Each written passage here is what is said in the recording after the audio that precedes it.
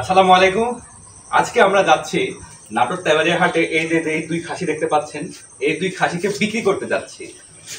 তো সাধারণত কি হয়, কুরবানি আসলে সবাই যায় কিনতে, আর আমরা যাচ্ছি বিক্রি করতে।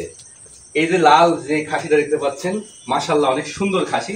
যদু ভাই খাসি পালন করেছে আমাদের শ্রদ্ধেয় বড় ভাই রাকিব ভাই। ওকে একটু দেখাও, রাকিব ভাইকে একটু দেখাও। ইনি এই খাসি পালকের প্রধান দায়িত্ব পালন করেছে। যদিও বা উনি খাসি ক্রয় বিক্রয় করে থাকে। যাদের খাসির দরকার হবে ঈদের আগে বা পরে, অবশ্যই আমাদের সাথে যোগাযোগ করবেন। আমরা আপনাদেরকে ভালো দামে ভালো মানের খাসি দিতে পারবো, বাসায় পালা। অনেকে দেখবেন যে খাসিকে ফিট খাওয়ায়, কিন্তু আমাদের এই খাসিগুলো সম্পূর্ণ অর্গানিকভাবে পালন করা হয়েছে। এটা হচ্ছে এই যে কাঁঠালের পাতা, ভুসি, তারপরে বিভিন্ন তরিতরকারির যে খোসা উপাদান, মোটর, তারপরে গম, ভুট্টা, এগুলো খাওয়ানো হয়। এদেরকে কোনো রকম ফিড খাওয়ানো হয় না। তো আজকে দেখাবো আমরা এই ছাগলগুলোকে কিভাবে তেবাড়িয়া হাটে নিয়ে গিয়ে বিক্রি করা যায় এবং কিভাবে দর দাম করা যায়।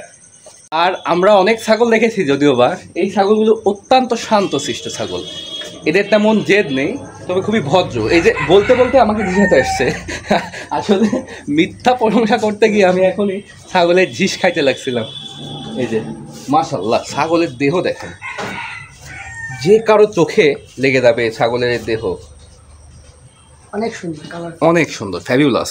আমরা ছাগলগুলোকে এইমাত্র চড়াইলাম অটোতে করে এখন নিয়ে যাবো তেবাড়িয়া হাটে। ছাগলের সাইজ অনুযায়ী অনেক বড়, মাশাআল্লাহ অনেক বড় ছাগল। আর এইমাত্র চলে আসছি আমরা তেবাড়িয়া হাটে। ছাগলগুলো যেতে চাচ্ছে না, ছাগলকে টেনে হিঁচড়ে নিয়ে যেতে হচ্ছে। মনে হচ্ছে আমরা কোনো ছাগল না, ডাইনোসরকে টেনে নিয়ে যাচ্ছি। তো এত বড় বড় ডাইনোসরগুলো দেখে হাটের মানুষজন সবার চোখ কপালে উঠে গিয়েছিল। সবাই আকুবাকু করছিল ছাগলকে নেওয়ার জন্য। আমাদেরকে কোনো মতো দাঁড়াতে দিচ্ছিল না ছাগলের। আমরা যে দাঁড়াবো সে দাঁড়ানোর জায়গা পাচ্ছিলাম না, এত পরিমাণে ছাগল নিয়ে আসছে মানুষ জনস।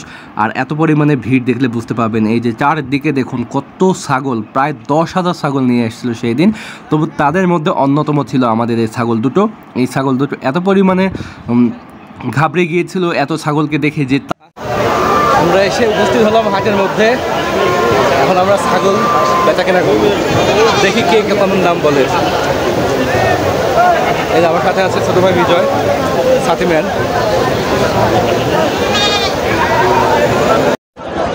আজকে অন্যান্য দিনের তুলনায় অনেক অনেক ছাগল উঠছে, অনেক ছাগল, প্রচুর ছাগল। এই যে দেখতে পাবেন যত রকমের ছাগল আমাদের এই হাটে উঠেছে। এই যে শুধু ছাগল আর ছাগল।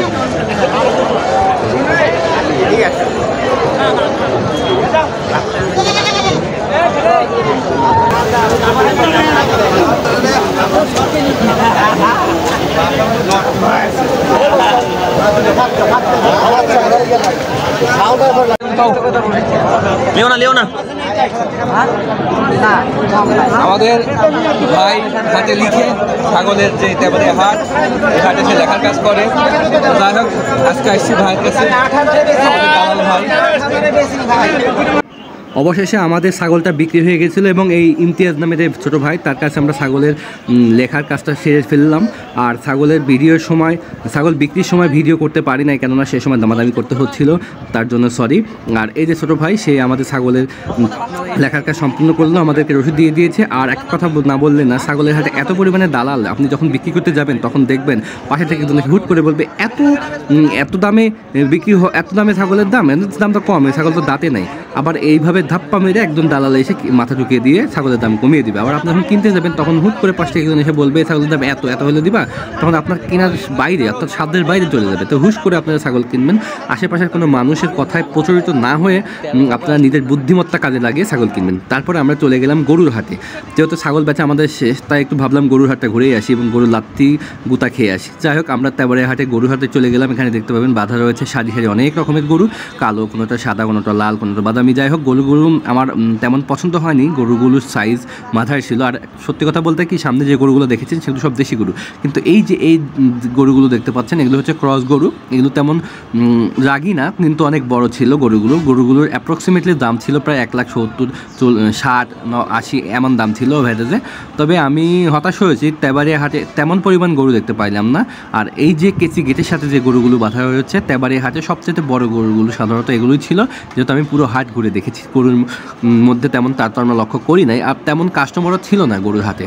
সাধারণত খাসির হাটে যেমন কাস্টমার দেখলাম এবং খাসির হাটে যেমন মানুষ দেখলাম, যত খাসি দেখলাম তেবারের হাটে সেই তুলনায় গরু কম। শুধুমাত্র এই সামনের সারির এই গরুগুলোই দেখার মতো ছিল, যদিও বা আমি দাঁড়িয়ে থেকে ভিডিও করতে পারছিলাম না, রোদের তাপমাত্রা এত পরিমাণে ছিল যে ডিহাইড্রেশন হয়ে যাচ্ছিল। তারপর আমি হাটের অভ্যন্তরে চলে গেলাম। অভ্যন্তরে গিয়ে দেখি সব ক্যাট লিলিপুট জাতের গরুগুলো সব এখানে দাঁড় করে রেখেছে। তো মানুষ ভাই তেমন নেই, যদিও বা গরু কিনতে এসে দেখলাম তেমন মানুষজন নেই, তো গরুর দামও বলছে না, সব দাঁড়িয়ে আছে কোনো মতো। তো যাই হোক, ওভারঅল গরুর হাটটা আমার তেমন পছন্দ হয়নি এবং গরুগুলো দেখতে পাবেন তেমন বেশি বড় না, এগুলো সব দেশি জাতের গরু।